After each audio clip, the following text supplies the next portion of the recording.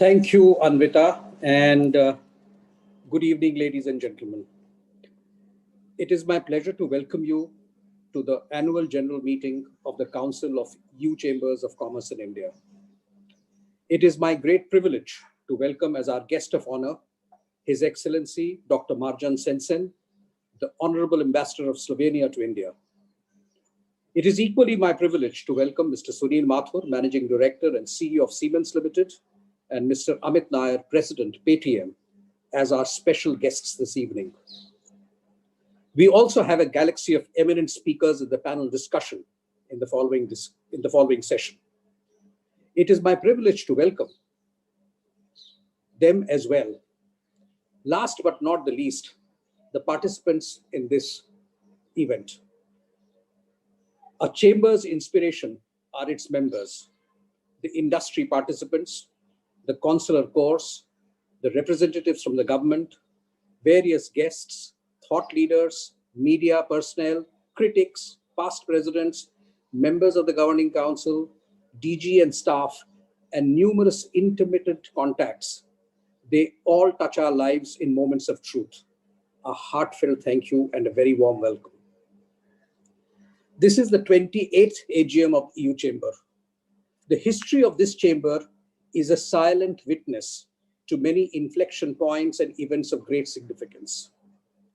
The birth and the growth of the EU, the transformation of India post-liberalization and economic reforms, and more recently, the emergence of the new entrepreneurial India, whose success stories are represented in large numbers in the audience here.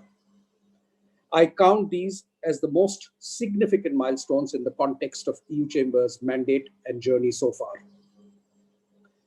When the EU was born, and in fact, the birth of the Council of the EU Chambers also coincides with the same time, the wise men at the Bombay Chamber of Commerce and Industry had the vision to imagine that this emerging bloc of nations would one day become not only a major trading partner of India, but also a dependable ally and friend across the political and cultural canvas as well.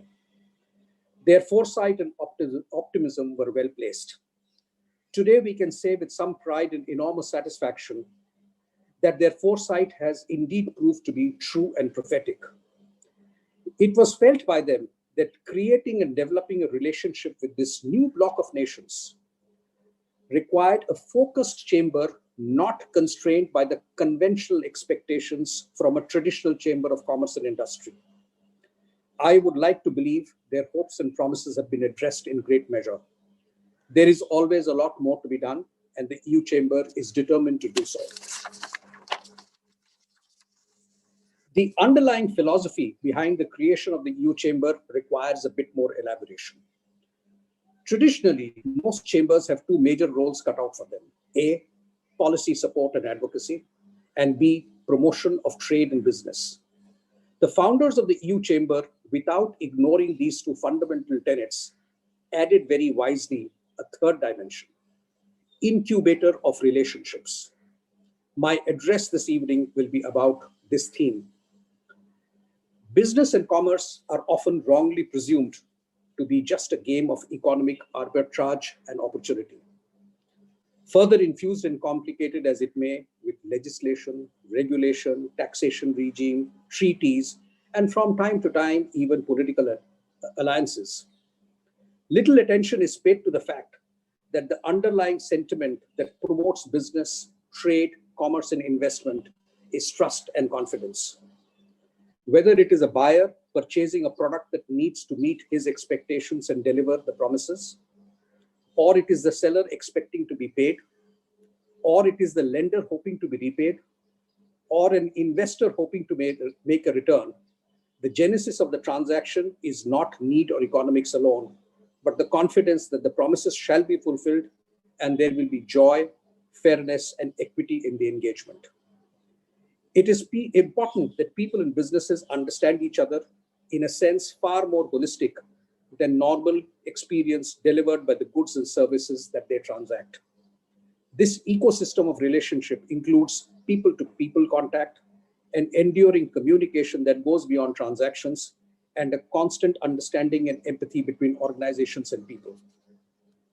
Most chambers, in their quest to fulfill the conventional expectations, tend to overlook this very important responsibility.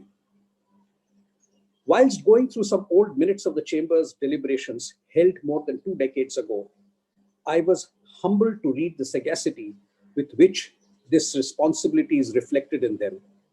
It is not a desire alone, but an uncompromising instruction.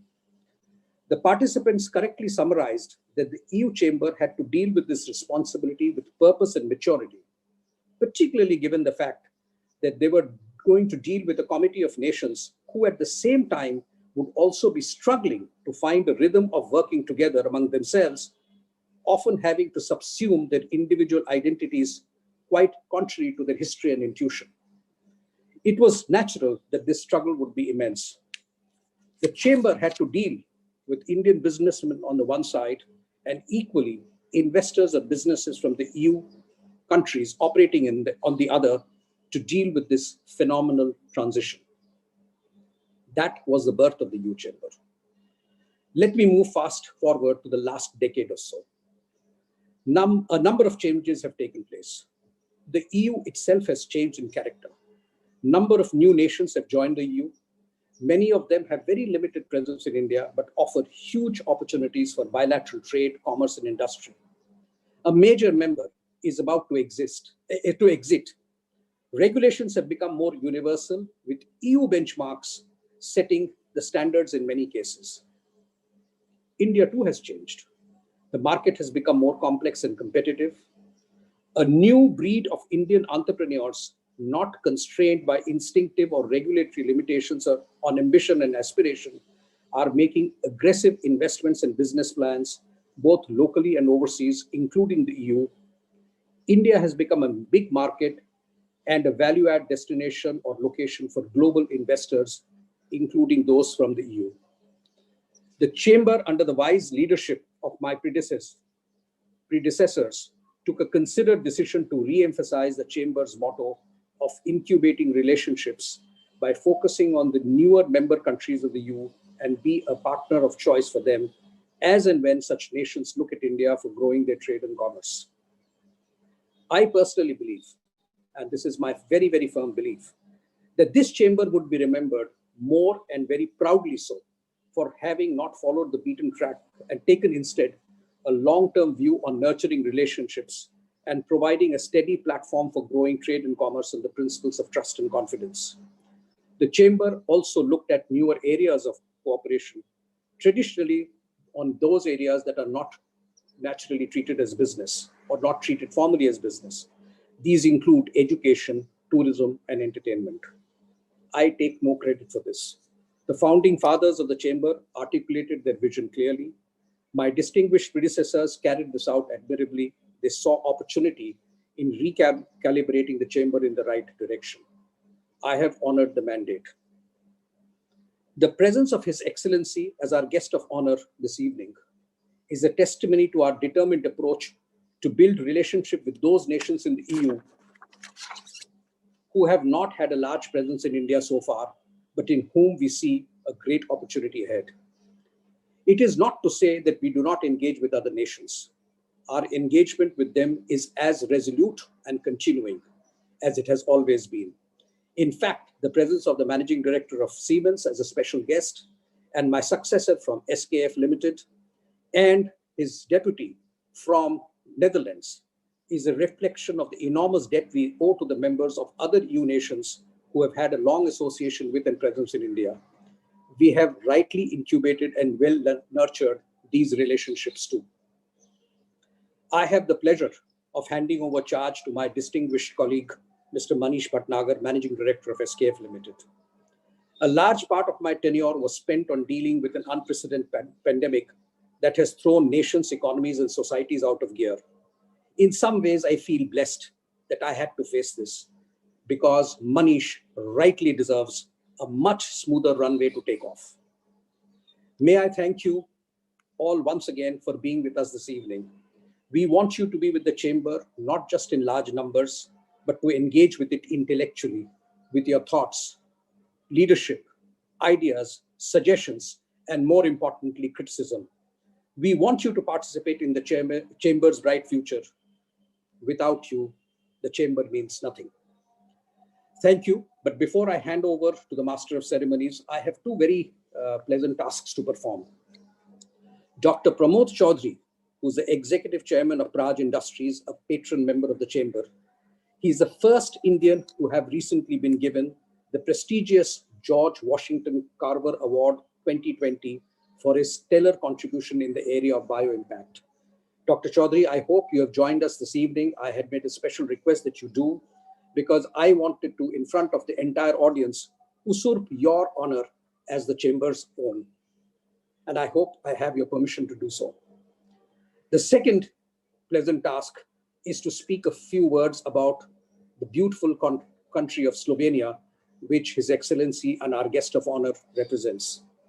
Slovenia is a beautiful country nestled between Italy, Austria, Hungary, Croatia, and the Adriatic Sea.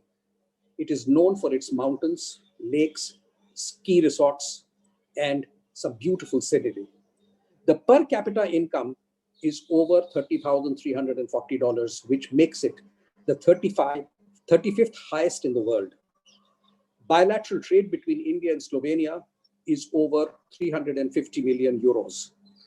The main industries of Slovenia include ferrous metallurgy, aluminium, zinc, military electronics, chemicals, and textiles.